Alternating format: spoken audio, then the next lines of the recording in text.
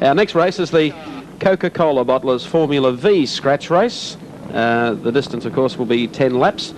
There's Frank Kleinig, pole sitter for the race in car number 1. He's coming second in the point score for this event too. He was fastest in practice. The man who's leading the points, Allan Simpson, is back in 7th spot, so he's got himself a bit of a problem. He's in car 34 when we get to it. We're just running down the field now. This is the exit from the pits.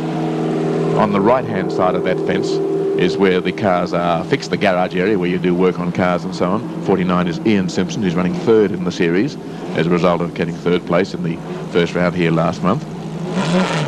The redoubtable Peter Radke, the most experienced, I'm trying to think of a polite word to say that he really tries terribly hard. He's a great competitor. That's Allan Simpson, who leads the series. He's back there in 7th place. Car number 7 is Stephen David, and 3 just taking his position is Bernie Cashin, running 5th in the series. Yep. Peter Radke is a very determined sort of driver. He'll be great action, great value in action today, I'm sure, because he always gives 105%. 13 is Peter Ladics. We're just passing him in the Rennmax. Just a wander down pit lane. 44 is Jeff Stone. Not the one you might think of.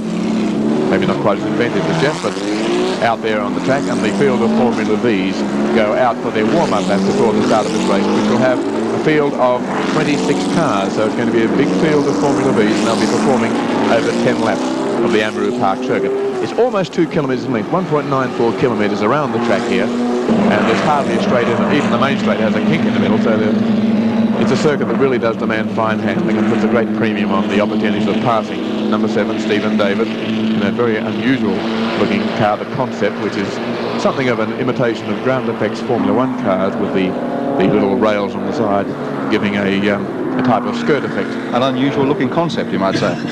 You could say that. Waiting for the cars to come down in their warm-up lap is Stephen David in the Concept, number 7. Following around the snub-nosed machine.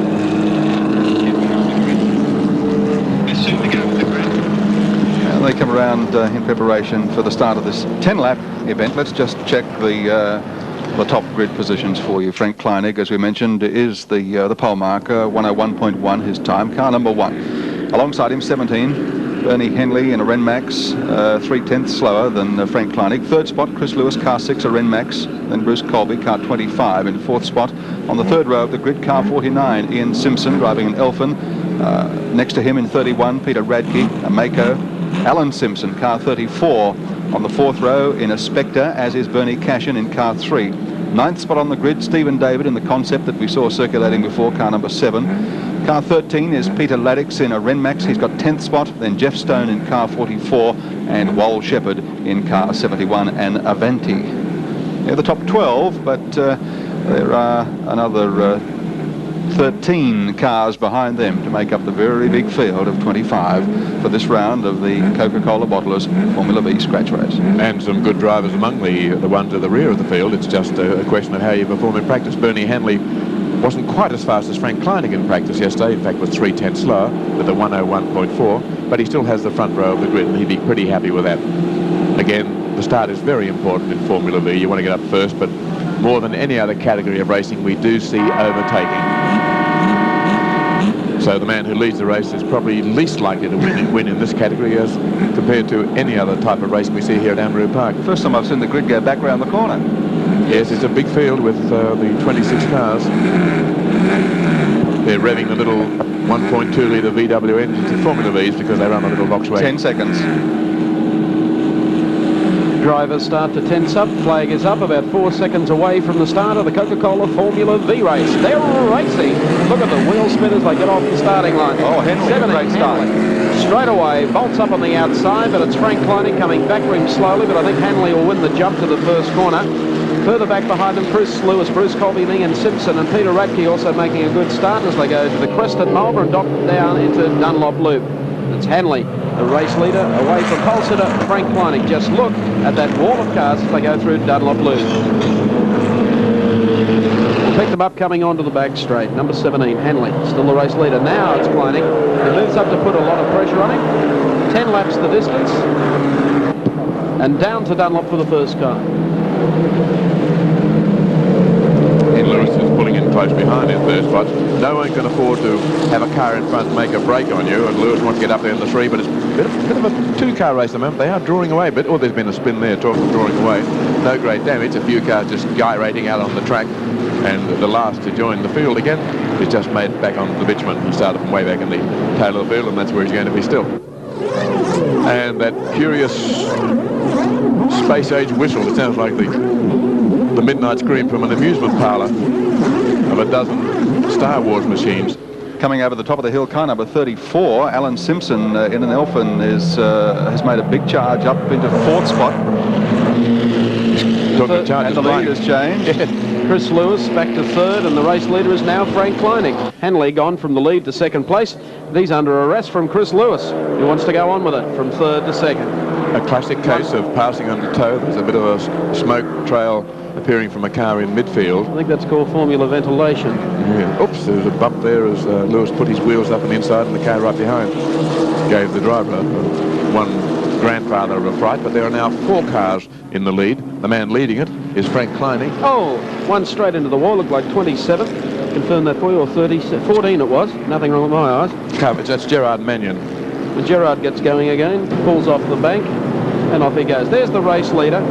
Still Frank Kleinig. Number 17's awfully close though. He's going to do what Kleinig did do last time, go up on the top of the hill, brake a little later, capitalise if he can from the towing effect, and hopefully be in the lead when they come to the top of the hill. I don't know what's going to happen because he's got himself a very wide line, and Kleinig will take the line inside. Lewis is still tucking through there. And car 34 up there in next spot is Allan Simpson, the man who leads the point score and has done very well to claw his way up, 3 places. He started in 7th spot, now he's up there among the leaders, and he does have a real show of taking out this race if he can just dispense with those up in front of him. They're not very far in front. He's there in a good position. He and the man in car 49, Ian Simpson, are of course brothers. He finished 1st and 3rd, Allan and Ian, in the 1st round here. There's your race leader, Frank Kleinig, number 1. Coming down to the right-hander, being tailgated there by Haehnle. Kleinig, by the way, the leader, was a competitor in the first Formula V race ever held in Australia in 1965. He's obviously still enjoying the racing. Yeah, Simpson, by the way, is up to 3rd spot now. Allan Simpson, car 34, is now running 3rd, so his progress in the field has been extraordinary. He has passed 4 cars, and that takes some doing in this category of racing, and side by side they go again. Once again, Kleinig has the better line, but Haehnle just shows him that he can pass him up the hill, and that'll be satisfying for him as well. He knows then if he can just take a better line, maybe get the inside running somewhere, he has a chance. He might feint a few times on the outside and then see if he can get by on the inside on some other occasion, but at least he knows he can do it. Now let's see what Simpson can do, because he's running a very close 3rd spot. You see a funny little shovel nose of car 34. And he really has made up a lot of ground, and he's in a very competitive position. We'll see what his braking is like, whether he's prepared to try and come in a little later. Well, he certainly comes in fast. He goes very close to the wall then, but it was a quick way through, and he will be fast out of this corner, which will take him all the way up CRC straight, and maybe into a passing position at the top, because he's come out of there very fast. But the front 2 have come out just as quickly, and he's got a bit of ground to make up. Once again, there goes Haehnle on the outside. Now, has he got the pace this time to go right in front? He's certainly clear, but Kleinig still has the inside line, but he cuts across and he just does it. So Haehnle now leads from Kleinig. Simpson's back in 3rd spot, a little bit closer than he was. He did drop ground there on the way up the hill, and he's now just a little closer. Haehnle was the top man in V's, must have been 10 years ago, ever. Yes, he knows a lot about Volkswagens particularly, and here's Kleinig coming on the inside. Will he try and brake very late? No, he won't. He's content to stick with the line. Yes, Haehnle's been a great builder of Volkswagen engines for a long time. He used to make a superb motor for rallycross cars in the days when they were one of the preeminent vehicles on the off-road type of racing. Hey, look how close Simpson is now. Oops, talking about close, there are 2 who would rather not be so close. And one thing about it, they can explain to each other what happened without having to get out of their cars. Having a little chat, and one of the officials there to try and separate the cars. But here again is Frank Kleinig trying to make a run on Haehnle on the inside on the approach to Bitcher Pave Hill. Wasn't much room very there, successfully by the look of it. That's the line to take, and he's got it. And look how close we've got Simpson again. He's right up there. Expect him to make a move on both cars at some stage if he can, and so it's Kleinig now who's in the lead. Haehnle's right behind him, and he can't get much closer without being offensive. And right behind is Allan Simpson.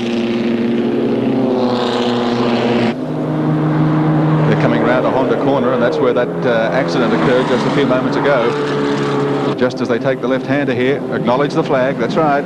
I think the drivers are still in the cars. They hit pretty hard. One of them, no, they're both out, second driver just out as the cars whiz by. There they are, the two drivers. 62, parking in a no parking zone. That's Andrew Burden in the Valentine. He gets away before the traffic policeman gets onto him. Yes, my funny Valentine. Yeah. Race leader Frank Kleinig, Bernie Haehnle in second place. But that could change while you're blinking. It's been a great scrap since the opening lap between these two, Kleinig and Haehnle. Haehnle once again pulling to the inside, looking at being able to outdrag him up the hill. Just further back behind him, Simpson still is in here and still looking a big chance if these two collide. Oops, he didn't leave him any racing room. No, well, Simpson, a Queenslander, of course, he and brother Ian down here have adapted to this track remarkably well.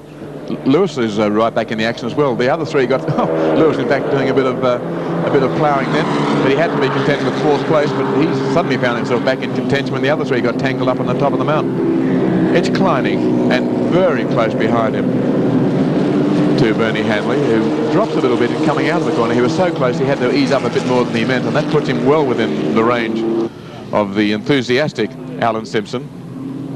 3 laps to go and anything could happen. Well, yes, they've all closed up again. Yes, any of these four could win because the one at the back gets the best aerodynamic effect. If they just stay close, they will get a less drag effect, therefore more of a tow. They'll go faster and they can pull out and pass. Whoopsie daisy. So come dance with me. Trying to break the draft going up the hill. Haehnle, I tell you what, has given Kleinig a pretty rough run in this race. Yes. He's had him on his toes. Well, it's getting pretty desperate now because you've got the two at the back side by side, and this might be to the disadvantage of Simpson, although he stays out on a pretty brave line there. And Lewis is content to fall back into fourth place, but both of them have shown that they want to get by and into the lead. It's not a private scrap that Kleinig and Haehnle have been having. The other two would like to join in, and they certainly are in place to pull off a bit of a surprise and pass these two who have shared the lead throughout the, well, how many laps have they covered? Throughout the 7 laps that they've covered. They've got 2.5 still to go. Those two cars still parked there. They can't move them because there's so much traffic on the road, and that's a hazard the drivers will just have to live with. They know that on Honda they've got 2 cars on the outside, and that'll forestall any passing manoeuvres, but there are plenty of other places where they're keen to pass. Here they go again. Let's see what they do on the way up Pave. The one to watch, I reckon, is number 34 in 3rd spot, although the fellow at the back, number 6, Chris Lewis, is nicely placed as well. Here they go over the start-finish line. 2 laps to go. Kleinig, Haehnle, Simpson, Lewis. Here goes the Queenslander, Simpson. Trying it on for measure. His eyes won't work. Hasn't got the pace. In fact, might have been passed on the inside by Lewis, who's making a move there. No, Lewis goes wide. He braked late, lost the line of it. He's going to curse himself for that. He just wanted to pick up half a metre and he lost about 5. Now he's got to do it all again in, what, 1.5 laps, so it's a bit hard for him. Is it a 3-car race, or can Lewis get back into the act? The one still to watch, I reckon, is Allan Simpson. He's in a beautiful position there. If he can just do something about this pair in front, who've got their own private battle going on. And Haehnle again closing up. They passed the Rex there in the exit from Honda, and here comes Lewis just looking for a pass perhaps. Maybe the next time up Pave Hill. Kleinig still the race leader. Haehnle in 2nd place. 34, of course. Here comes Simpson. Can he? No, he can't. A lap to go. Well, they know they've got to do it. They will make a move on the hill. I don't know whether Simpson is close enough to Haehnle there. Haehnle is not close enough, I don't think, to the leader, Kleinig. He'd like to be close, but Simpson may be close enough to get by him. It's not the right place for him to go, but he's going wide there. Let's see how they come out of it. Is he going to persist? No, he can't. He'll have to come inside, but he may get a good line out of this corner because going a little wide, he'll get a tighter line through it, and he might be very fast down the hill. Let's see what happens now. He'll wind it out. Look how close those leading cars are. Haehnle doing everything except climbing over the back of Kleinig's car, and he's really desperate to get by. Simpson right behind him as well. Here they come now. 3 more corners to go. Can Haehnle get by? Can Simpson get by him? And Lewis is back up with them again. He's joined the battle. Or is Kleinig going to stay to the front? He's been in front for most of the race. Oh, here goes Simpson on the inside. There goes Haehnle as well. 2 corners to go. Kleinig, here he comes Haehnle. Haehnle's got him on the inside. Yes, can Simpson round up as well? Simpson's going very fast and he'll take a flyer up the straight. Now will Simpson pull out? Oh, he's cut off there. And Haehnle wins from Kleinig, from Allan Simpson, and with a fast finishing Chris Lewis in 4th place. What a battle that was. A traditional Formula V scrap and a great finish to the Coca-Cola Battle of Battlers, Coca-Cola bottlers. Formula V scratch was race. right. And Bernie there's- Haehnle is the winner. Frank Kleinig second. And Allan Simpson getting squeezed into third spot in a very, very adventurous round of the Coca-Cola bottlers Formula V event here at Amaroo Park. Well, you can- Gee, that was entertaining. You can never really pick who's going to win, even down to the last corner. An exciting Coca-Cola bottlers Formula V race. There's more excitement to follow when we return to Amaroo Park live. Bernie Haehnle is still sitting in the car, gathering some strength to get out. Bill Stokes from Coca-Cola about to put the sash around him. Bernie, you've been doing this for a long time, but that must be one of your hardest races. It was a very hard race, yes, believe me. I suppose it had to come sooner or later. I've given it 3 good shots already.